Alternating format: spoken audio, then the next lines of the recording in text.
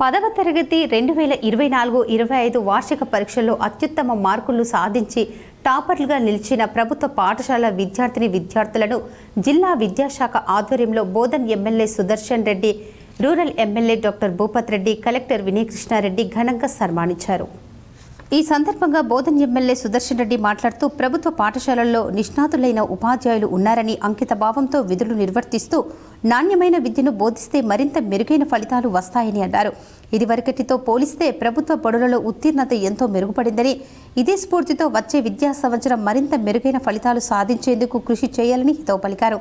ప్రత్యేకించి ప్రభుత్వ బడుల నిర్వహణ మెరుగయ్యేలా మహిళా ఉపాధ్యాయులు ప్రత్యేక చొరవ చూపాలని, తమ సొంత ఇంటిని తీర్చిదిద్దుకునే విధంగానే సర్కారీ బడుల్లో ప్రమాణాలు మెరుగుపడేలా చొరవ చూపాలన్నారు. అన్ని ప్రభుత్వ పాఠశాలలో అమ్మ ఆదర్శ పాఠశాల కమిటీల ఆధ్వర్యంలో సదుపాయాల మెరుగుదల కోసం ప్రభుత్వం కోట్లాది రూపాయల నిధులను వెచ్చిస్తోందని, దీనిని దృష్టిలో పెట్టుకుని అన్ని బడులలో విద్యార్థుల సంఖ్య గణనీయంగా పెరిగేలా చూడాలన్నారు.